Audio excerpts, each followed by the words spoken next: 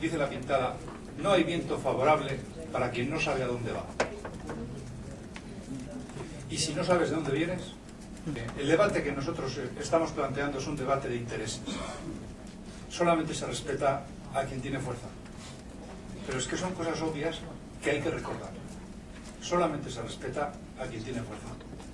Es un juego de poder donde el sindicalismo tiene que ser consciente de que sus bazas las tiene que jugar de manera permanente y que no puede dejarse colgar de las expectativas de un trato favorable por una coyuntura política determinada, porque si te relajas, te machacan. Ni los gobiernos ni la patronal están en el diálogo social, nos están machacando. Y en esta coyuntura vienen tiempos de ajuste, se están endeudando las economías públicas y el endeudamiento hay que pagarlo y lo vamos a pagar, o quieren que lo paguemos nosotros. Y la patronal, el capital, quiere trasladar el coste de la crisis, lo quiere trasladar sobre las espaldas de la clase trabajadora. Yo diría que hay que ser consciente de que el sindicato es poder. El sindicato es poder. Puede tener más o menos poder, pero el sindicato es un ente que tiene poder y que en función de cómo movilice sus recursos, de cómo llegue a la afiliación y a través de la afiliación a la gente, el sindicato es un arma poderosa y podemos tener más o menos fuerza, pero si eso no tenemos claro, no trabajamos en la dirección correcta. En relación a lo que son erosión de derechos sociales y laborales, hay que unirlo a una cuestión. No quieren cambiar las políticas que se han hecho. No las quieren cambiar. Lo que ha fracasado a la hora de determinar que es crisis financiera, que tiene efecto en la economía, no, ha fracasado la política. Y la política la hacen los gobiernos. Porque se ha puesto al servicio de los intereses económicos. Y la consecuencia es esa, de que en coyuntura de crisis ya han decidido que no quieren pagarla. Y ya han decidido quién la tiene que pagar. El resultado de esta fase de acumulación tremenda de capital es que un 40% de la gente que trabaja tiene salarios de menos de 1.000 euros. Aquí. ¿Cuáles son los logros de ese diálogo social que ha acompañado a la política en el crecimiento económico para que dé la tasa de temporalidad más alta, la tasa de paro más alta, la presión fiscal más baja de Europa, el gasto social de los más bajos de Europa, la distribución de la riqueza más injusta en los últimos años de Europa? ¿Cuáles son los logros del diálogo social en España?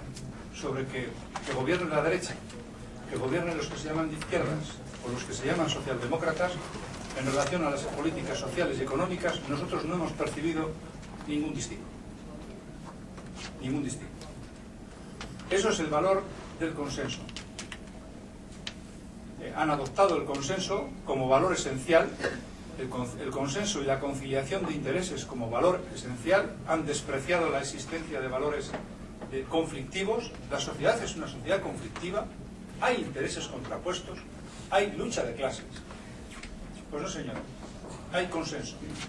Y lo declina la derecha, la izquierda y la socialdemocracia. Y detrás del consenso no hay movilización. Detrás del consenso hay adormecimiento colectivo.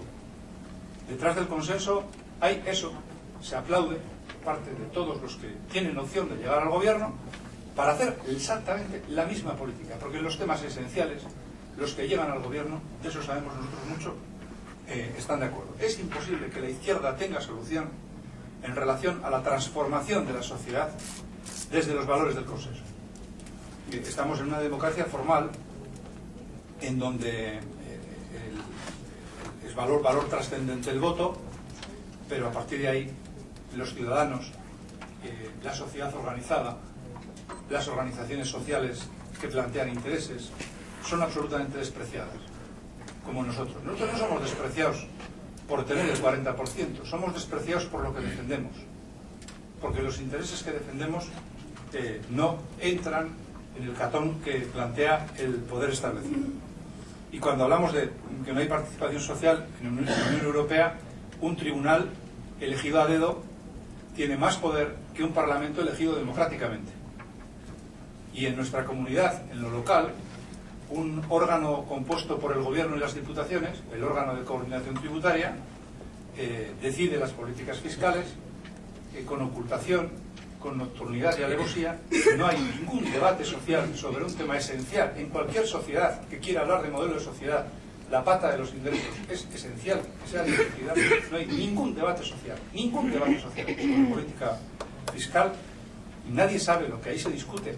La Huelga General se ha hecho una manipulación antológica de las posiciones de los que hemos propuesto la huelga, y el interés es llevarnos desde el poder político y económico, y desde nuestro punto de vista el control de los medios de comunicación de esta manera, y el que los medios de comunicación renuncien a plantear los elementos contradictorios que existen en la sociedad, afecta a la esencia de la propia democracia. Desde que en esta sociedad en la que estamos vamos a tener grandísimas dificultades para que nuestro mensaje salga nítido, salga tal y como lo decimos. El objetivo es anestesiar a la sociedad, que haya una sociedad desmovilizada. El poder político y el poder económico le tienen muchísimo miedo al debate, por eso no quieren que haya.